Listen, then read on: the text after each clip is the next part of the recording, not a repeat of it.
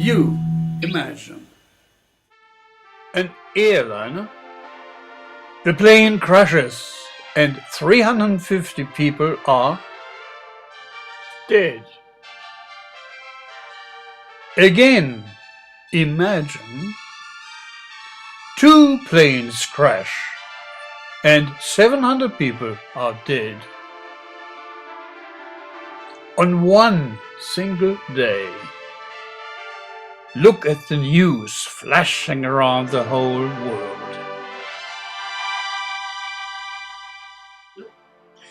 But what if 10 planes are coming down and 3,500 people are dead? On one single day, and again the next day, every day, 3,500 killed? That is impossible. Air travel is the safest of all.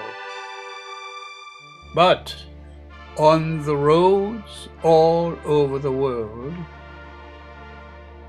that many, every day, 3,500 people get killed.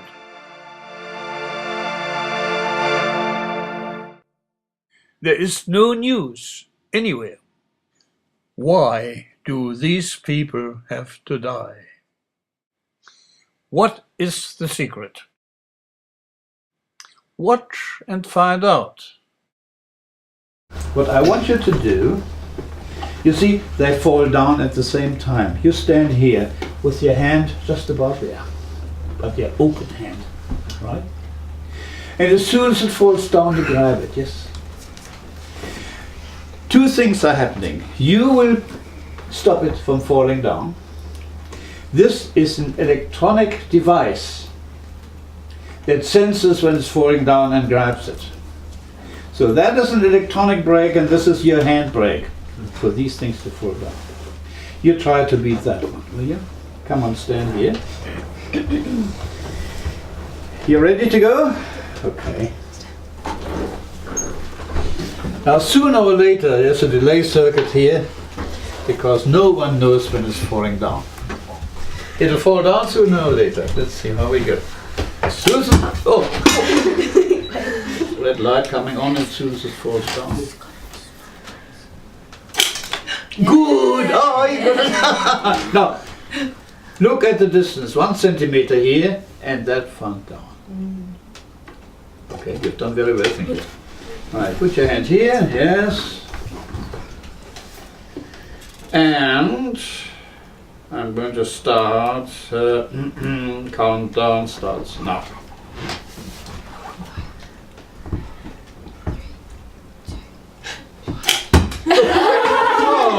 How did you get it right? Why was it Alright, try again. Same. just My goodness me. Not easy, is it? Right, the countdown starts now. look at him.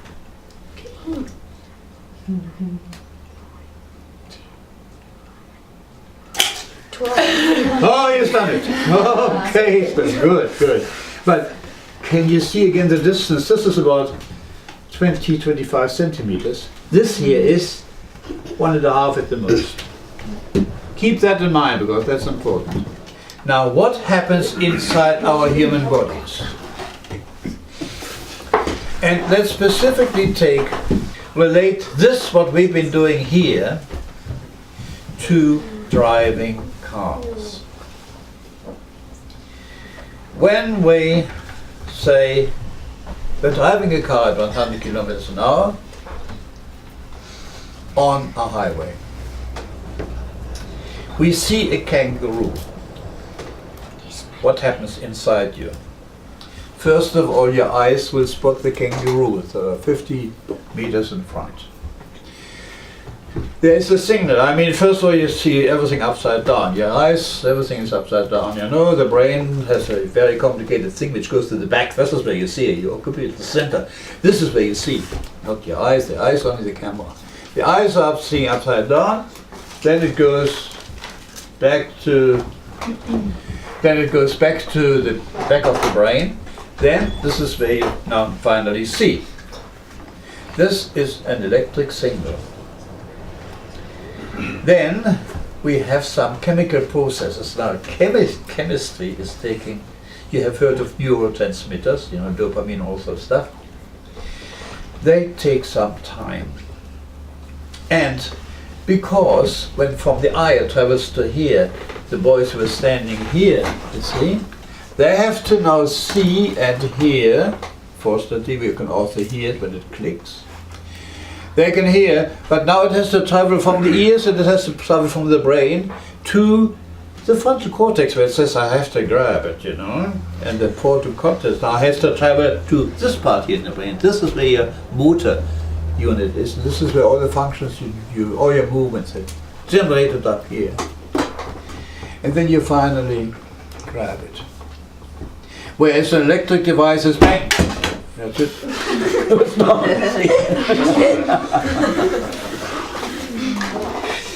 When we drive a car and there is a kangaroo or a child or a ball going across, the same happens.